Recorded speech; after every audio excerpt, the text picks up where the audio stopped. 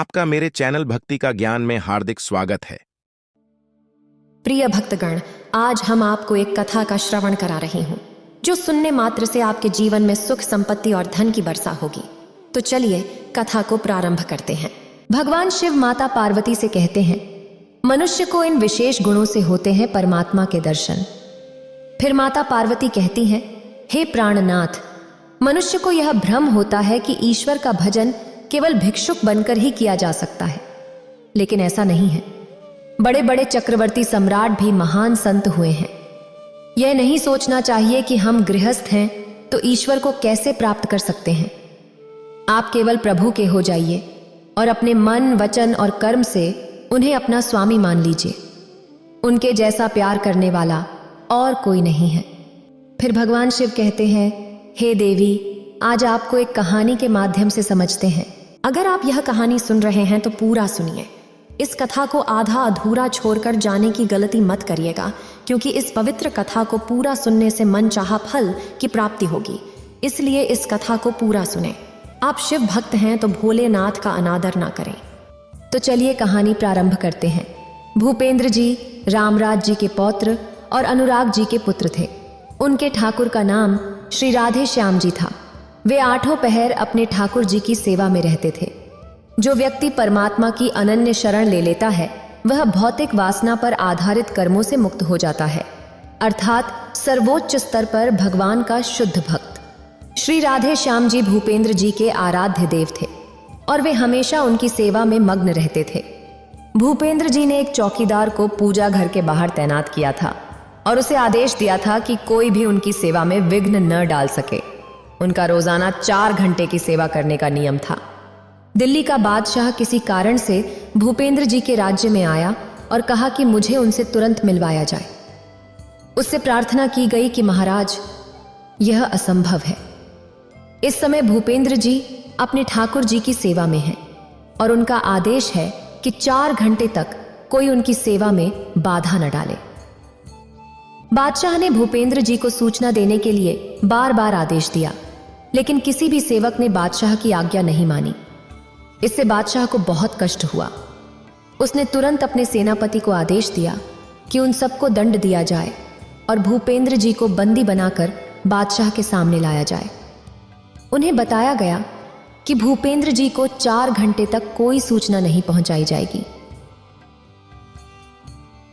पूरे नगर में बड़ी घबराहट फैल गई। भूपेंद्र जी न तो शिकार खेलते थे और न ही किसी को दंड देते थे। वे केवल श्री राधे श्याम जी नाम जप और नाम कीर्तन करते थे। पूरे नगर को सारी सुविधाएं मिलती थीं और सबके घर पर ठाकुर सेवा विराजमान थी और सबके घर पर नाम कीर्तन किया जाता था। जिसे जो चीज चाहिए होती वह उसे राज दरबार से ले सकता था।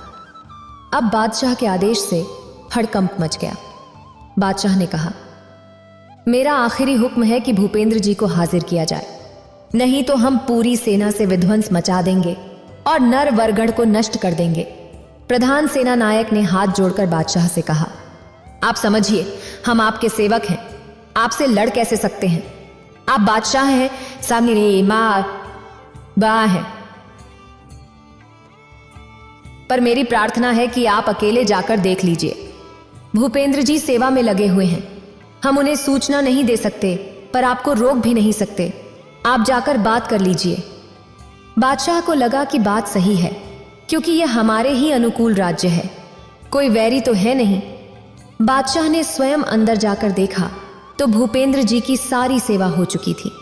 भूपेंद्र जी श्री राधे श्याम जी सेवा करके नियम पूर्वक ठाकुर जी की साष्टांग दंडवत कर रहे थे। उन्हें यह पता चल गया कि कोई आया है, पर उन्होंने ना तो नजर उठाई, ना बात की और ना ही रुके।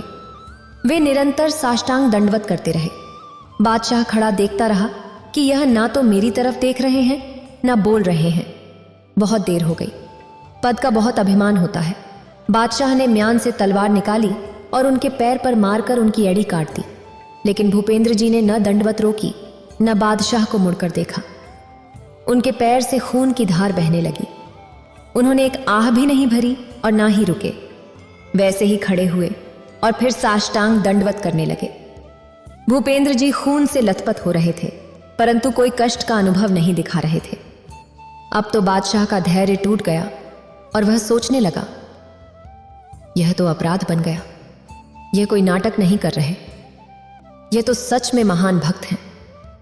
जो पद का अभिमानी होता है वह नहीं जानता कि भक्ति क्या होती है, भक्ति का स्वरूप क्या होता है और भक्तों की निष्ठा क्या होती है।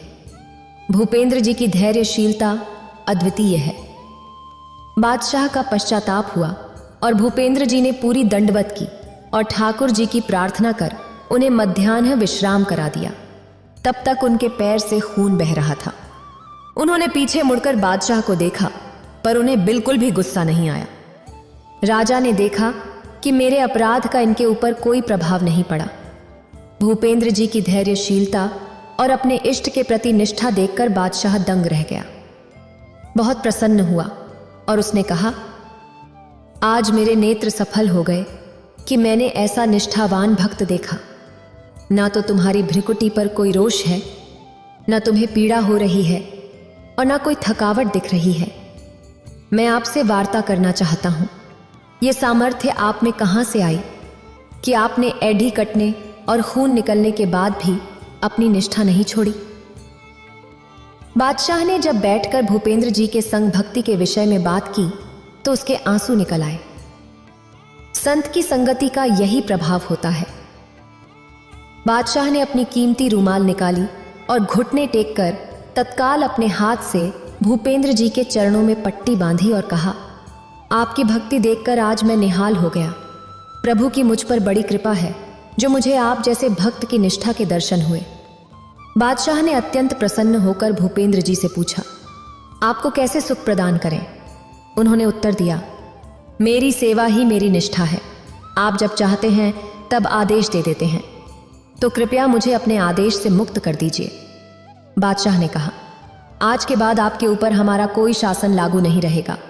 आप जब चाहें स्वेच्छा से आ सकते हैं, ना आए तो भी आपके राज्य पर हमारा कोई अधिकार नहीं रहेगा। एक बार श्री भूपेंद्र जी को बहुत तेज बुखार आ गया। इतने कष्ट में ठाकुर जी की सेवा करना संभव नहीं था। उनकी सेवा प्रातःकाल से ही प्रारंभ होती थी। उन्हें बस एक चिंता सताने लगी कि अब कल सेवा कैसे होगी। उसी शिथिलता में भगवान ने उनके एक सेवक को आदेश दिया, भूपेंद्र जी को चरणामृत पिला दो, वह ठीक हो जाएंगे। वह सेवक रात्रि में ही भूपेंद्र जी के पास गया और बोला, महाराज, ठाकुर जी ने कहा है कि आप चरणामृत पी लीजिए। जैसे ही उन्होंने चरणामृत पिया, उनके शरीर का रोग नष्ट हो गया और वे स्वस्थ होकर सुबह सेवा में गए। विपक्षी राजा का आक्रमण और भगवान की कृपा। एक बार एक विपक्षी राजा ने भूपेंद्र जी के राज्य पर आक्रमण कर दिया। जब भूपेंद्र जी को यह बात पता चली तो उन्होंने कहा, प्रभु, हमसे मार काट नहीं होगी, सब में आप ही विराजमान हैं। अब हमसे युद्ध नहीं होगा, इसलिए या तो मुझे राजपद से हटा दो या मुझे कहीं एकांत में ले चलो, जहां मैं आपके लिए रो सकूं और तड़प सकूं। लेकिन यह तलवार उठाना अब मुझसे नहीं होगा। फिर उन्होंने भीतर से महसूस किया कि तुम राजा हो, प्रजा की रक्षा करना तुम्हारा कर्तव्य है। उन्होंने पूरी सेना को सजाया और सभी से कहा, मंजीरा लो और नाम कीर्तन करो। वे स्वयं भी कीर्तन करने लगे। नाम कीर्तन करते हुए सभी सैनिक युद्ध के लिए चलने लगे। तभी अचानक आकाश में मेघ भर आए और शत्रु पक्ष में बड़े बड़े ओले गिरने लगे। उधर भूपेंद्र जी के पक्ष में जहां नाम कीर्तन चल रहा था, वहां बस हल्की वर्षा होती रही। इतने बड़े बड़े ओले पड़ने से शत्रु भाग गए और शस्त्रों की आवश्यकता ही नहीं पड़ी। जब शत्रु पक्ष भाग गया तो विपक्षी राजा भूपेंद्र जी के चरणों में गिरकर बोला, मुझे माफ कर दीजिए, मुझे नहीं पता था कि आप इस कोठी के महाभागवत हैं। यह अनन्य भक्ति का प्रताप है। यदि हम अपने प्रभु की सेवा, प्रभु का नाम जप और प्रभु के गुणों का गायन करते हैं तो किसी में ताकत नहीं कि हमें परास्त कर सके। देवताओं के राजा इंद्र के स्वभाव के विषय में भला कौन नहीं जानता। अहंकारी, दंभी और लोभी तो वह थे ही। दूसरों की उन्नति देखकर जलना भी उनके स्वभाव की खास विशेषता थी। दूसरे देवताओं को वे अपने से तुच्छ समझते थे। अपने राजगद्दी के विषय में वह इतने आशंकित रहते थे कि जहां कहीं कोई तपस्या साधना में बैठा नहीं कि उनकी नींद उड़ जाती थी। हमेशा सोचते रहते थे कि कहीं कोई साधक भगवान विष्णु को खुश करके उनसे उनका इंद्र आसन ही ना मांग ले। रसिक भी इतने थे कि अधिकांश समय रंभा, मेनका और उर्वशी जैसी अप्सराओं की नृत्यों की महफिल सजाए रहते थे। भगवान शंकर और ब्रह्मा जी अक्सर इंद्र को समझाते रहते थे कि वह अपने स्वभाव को बदले, लेकिन इंद्र पर इसका कोई असर नहीं होता था। एक बार देवर्षि नारद इंद्रपुरी गए।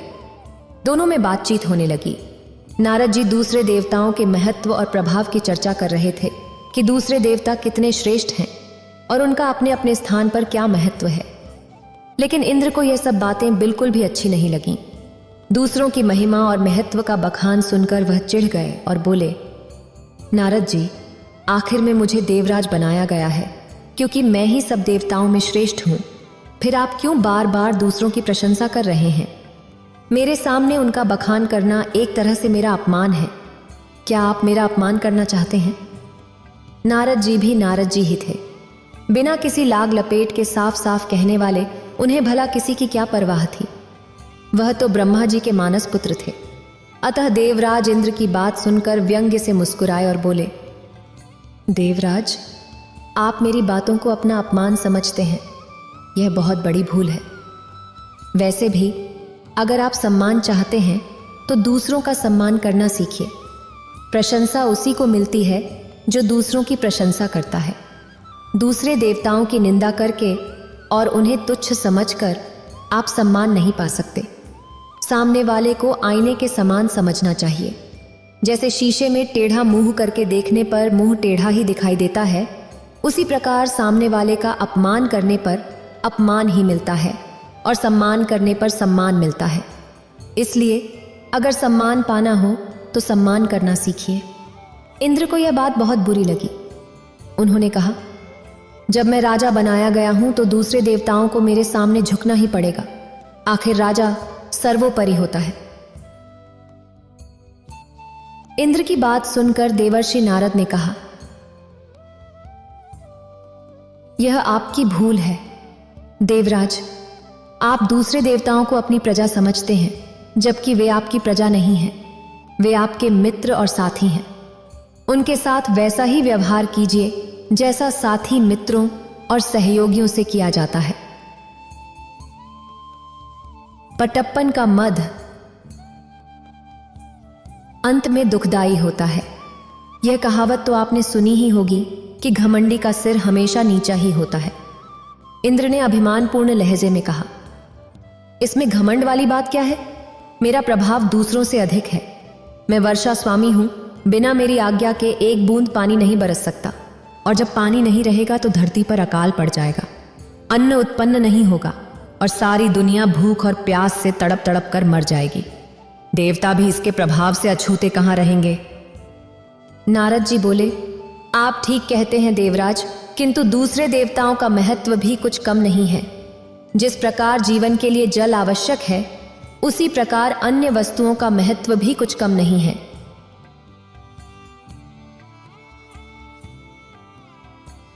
वायु, अग्नि, प्रकाश, इनकी भी उतनी ही महत्ता है। कहने का तात्पर्य यह है कि वरुण देव, अग्निदेव, सूर्य देव, सभी देवता अपनी अपनी शक्तियों के स्वामी हैं। सभी देवता कुछ न कुछ कर सकने में समर्थ हैं। आप उनसे मित्रता बनाए रखें तभी भला होगा, नहीं तो किसी समय आपदा में पड़ जाएंगे। बिना सहयोगियों के राज्य का कार्य नहीं चलता। नारद जी की बात सुनकर देवराज इंद्र ठहाका मारकर हंस पड़े। बोले, अजी जाइए भी, आप ठहरे महात्मा शंख बजाने और मजीरे पीटने के सिवा और क्या जानते हैं? आप ब्राह्मण हैं, इसलिए इतना डरते हैं। मैं देवता हूं, क्षत्रिय भी हूं। मुझे किसका डर? किसी दूसरे का डर चाहे ना हो, मगर शनि का भय आपको पहले सताएगा। यदि कुशलता चाहते हो तो शनि देव से बचकर रहें। वे एक बार कुपित हो जाएं तो सब कुछ तहस नहस कर डालते हैं, और जिसे अपनी कृपा का पात्र बना ले उसके पांव 12 जा जाते हैं। होम हो जाते हैं।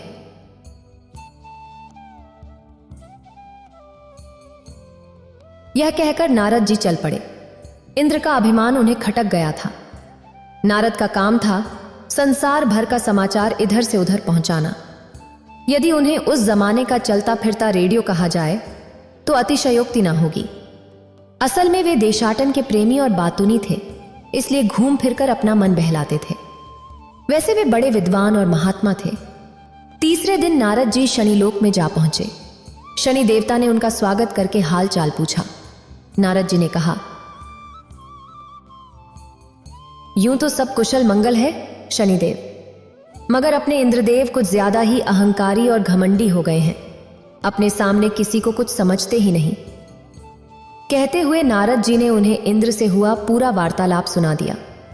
इंद्र के अहंकार का पता पाकर शनिदेव ने कहा, आप चिंता ना करें, अगले रविवार को बैकुंठ लोक में सभा होगी। वहीं मैं इंद्र से मिलकर उन्हें समझा दूंगा। उनका सारा अहंकार उसी दिन दूर हो जाएगा। अपने सामने दूसरों को तुच्छ समझना तो सचमुच बहुत बुरी बात है। शनिदेव को भी इंद्र का अहंकार खटक गया। थोड़ी देर तक इधर उधर की बातें होती रहीं। फिर नारद जी चले गए। अगले रविवार को बैकुंठपुरी में देवताओं की सभा हुई। विष्णु उनके सभापति थे। सब देवता आए। उन्होंने अलग अलग मसलों पर अपने अपने विचार रखे। शाम होने पर सभा समाप्त हो गई। इसी अवसर पर अचानक शनिदेव और इंद्रदेव का आमना सामना हो गया। शनिदेव तो बड़ी नम्रता और सामान्य रूप से इंद्र से मिले, मगर इंद्र तो अपने ही अहंकार में चूर रहते थे। शनिदेव को देखते ही उन्हें नारद जी की बात याद आ गई कि शनिदेव से बचकर रहना। बस उस बात के याद आते ही इंद्र का अहंकार जाग उठा और बिना किसी भूमिका के उन्होंने शनिदेव से कहा, शनि जी, सुना है आप किसी का कुछ भी कर सकते हैं, लेकिन मैं आपसे नहीं डरता। मैं देवराज हूं, हर बात में आपसे बड़ा हूं। आप मेरा कुछ नहीं बिगाड़ सकते। शनिदेव को इंद्र के बातचीत का ढंग खटका। फिर भी उन्होंने अपने को संभाल कर कहा, मैंने तो आपसे ऐसा कुछ भी नहीं कहा। देवराज, जो आप इस प्रकार का रूखा व्यवहार मेरे साथ कर रहे हैं, फिर भी समय पर देखा जाएगा कि कौन कितने पानी में है। अभी से मैं क्या कहूं, समय पर क्या अभी दिखाइए ना। वह समय आप आज ही बुला लीजिए। मैं आपका सामर्थ्य देखना चाहता हूं। इंद्रदेव अकड़ गए, मानो व्यर्थ का झगड़ा मोल लेने की ठाने बैठे हो। किसी ने सच ही कहा है, विनाश काले विपरीत बुद्धि, अर्थात जब किसी पर बुरा वक्त आना होता है तो उसकी बुद्धि खराब हो जाती है। वह उल्टे सीधे काम करके स्वयं को मुसीबतों और कठिनाइयों में धकेलने की चेष्टा करता है। यह सुनकर शनिदेव बोले, आप बड़े अहंकारी हैं देवराज, और आप दूसरों को धमकाते हैं, लेकिन मैं फिर भी कहता हूं कि इंद्र आपसे नहीं डरेगा। इंद्र की बात सुनकर शनिदेव को क्रोध आ गया। उन्होंने गंभीर स्वर में कहा, देवराज, मैं आपसे विरोध नहीं बढ़ाना चाहता, फिर भी यदि आप अहंकार में चूर होकर दूसरों को अपमानित करना चाहते हैं तो सुन लीजिए, कल आपको मेरा भाई सताएगा, यहां तक कि आप खाना पीना तक भूल जाएंगे। हो सके तो कल मेरी पकड़ से बचने का उपाय कीजिएगा। यह कहकर शनिदेव तेजी से चले गए। इंद्र ने फिर उसी तरह अपमान भरी हंसी हंसकर कहा, मैं भी देखता हूं कि आप कितने पानी में हैं। इसी प्रकार बड़बड़ाते हुए वह इंद्रलोक की ओर प्रस्थान कर गए। उस रात इंद्र को बड़ा भयानक स्वप्न दिखाई दिया, जैसे कोई काला कलूटा विकराल दैत्य मुंह फैलाए उन्हें निगल जाना चाहता हो। सुबह उठकर उन्होंने सोचा, उस भयानक स्वप्न का क्या अर्थ हो सकता है? क्या पता कि यह शनि की ही कोई करतूत हो। अवश्य ही वह आज मुझे कोई चोट पहुंचाने की चेष्टा कर सकता है, इसलिए मुझे किसी ऐसी जगह छिप जाना चाहिए जहां वह मुझे ढूंढ ना सके। ऐसा विचार कर उन्होंने झटपट कपड़े बदलकर भिखारी का वेश बनाया और जंगल की ओर निकल गए। किसी को इस बात की भनक ना पड़ने दी कि वह किस उद्देश्य से कहां और क्यों जा रहे हैं। यहां तक कि अपनी पत्नी इंद्राणी को भी उन्होंने इस संदर्भ में कुछ नहीं बताया। किसी को इस विषय में कुछ भी ना बताने का कारण भी था। इंद्र को यह बात मालूम थी कि उनके स्वभाव और व्यवहार से कई देवता रूठे रहते हैं, इसलिए उन्हें शंका हुई कि कहीं ऐसा ना हो वे अब शनि की सहायता करने लगे। उस दशा में मैं अकेला हो जाऊंगा। बस इस विचार के उठते ही उनका साहस टूट गया। और वे डर के मारे जंगल के घने हिस्से में जा घुसे। अब तक दिन का एक पहर बीत चुका था।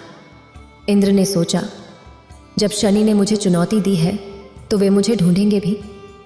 बिना मुझे ढूंढे तो वे मेरा कुछ नहीं बिगाड़ सकते, लेकिन मुझे ढूंढने में वे कोई कसर नहीं छोड़ेंगे, चाहे इसके लिए उन्हें धरती आकाश एक करना पड़े। हाँ, आकाश के नाम पर ध्यान आया कि कहीं ऐसा ना हो कि वे आकाश मार्ग से उड़ते हुए मुझे यहां देख लें। इसीलिए किसी झाड़ी में छिप कर बैठना चाहिए। आसपास झाड़ियां तो थीं, पर उनमें भी दिखाई देने का खतरा था। हारकर इंद्र ने एक पुराने पेड़ के कोटर में शरण ली। पेड़ बहुत बड़ा था और उसका कोटर गुफा जैसा चौड़ा और गहरा था। इंद्र उसी में छिपकर बैठ गए। उन्होंने सोचा, शनि देवता लाख सिर पटके मुझे किसी भी सूरत में अब नहीं खोज पाएंगे। चींटी को भी पता नहीं चल सकता कि मैं यहां छिपा बैठा हूं। फिर शनि की तो बिसात ही क्या है। शनि का अहंकार आज ही मिट जाएगा। व्यर्थ ही उन्होंने सारे संसार को डरा रखा है। उधर शनि देवता न कहीं आए न गए। धमकी देने के समय उन्होंने केवल अपनी छाया भर इंद्र पर डाल दी थी। बस वे अपना काम करते रहे। इंद्र कहाँ हैं, क्या कर रहे हैं, इससे उन्हें कोई मतलब नहीं था। उन्हें अपनी शक्ति पर विश्वास था। वे जानते थे कि इंद्र चाहे जहां जाएं, मेरी छाया अपना प्रभाव अवश्य डालेगी, और ऐसा हो भी रहा था। शनि के बिना कुछ किए ही इंद्र की शांति भंग हो चुकी थी। अपनी सुरक्षा के चक्कर में खाना तो क्या, उन्हें पानी पीने तक की भी सुध नहीं थी। बात केवल दिन भर की थी। जब सूरज डूब गया और रात आने लगी, तब इंद्र कोटर से बाहर निकले। चौकन्नी निगाहों से इधर उधर देखा, कहीं कोई न था। समझ गए कि या तो शनिश्चरी इधर आए ही नहीं, और अगर आए भी होंगे तो थक हार कर लौट गए होंगे। आखिर मुझे खोजना इतना आसान कहाँ था। मेरी गंध तो हवा तक को नहीं मिली। शनि की क्या गिनती है। यही सब सोचते हुए इंद्र मन ही मन खुश हो रहे थे, और होते भी क्यों नहीं। अपनी समझ के अनुसार तो उन्होंने शनिदेव को धोखा दे ही दिया था।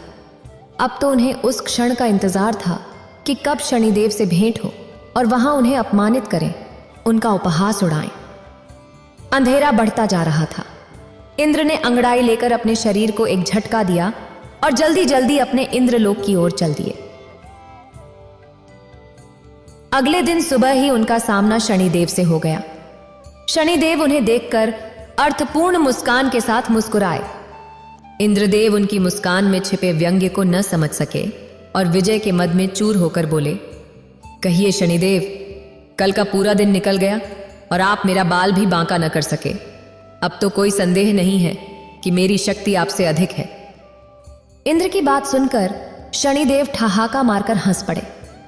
उन्हें इस प्रकार हंसते देखकर इंद्रदेव झुंझला उठे और कुड़कर बोले, आपको हंसी आ रही है, लेकिन आपकी जगह पर कोई दूसरा होता तो शर्म के मारे मुंह छुपा लेता। आपने कल बड़े ताव से मुझे पकड़ लेने की चुनौती दी थी, लेकिन पकड़ना तो दूर, आप मुझे छू भी ना सके।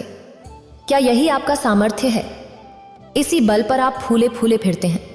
दरअसल नारद जैसे लोगों ने आपको बेवजह सिर पर चढ़ा रखा है, और वे ही आपका नाम लेकर दूसरों को डराते रहते हैं। आप में कितना बल है ये मैं देख चुका हूं। शनिदेव ने हंसते हुए कहा, आप जैसे बुद्धिमान को कौन समझाए। आप हारे और मैं जीता, फिर भी आप मुझे धिक्कार रहे हैं। जाकर किसी को यह सारी घटना सुनाइए, तब पता चलेगा आप कितने बुद्धिमान और साहसी हैं। इंद्र ने आंखें निकालकर पूछा, क्या कहा? मैं हार गया हूं? कैसे? आप अपनी विजय का प्रमाण तो दीजिए। खाली कह देने से क्या होता है। इस प्रकार तो मैं भी कह सकता हूं कि विजय मेरी हुई है।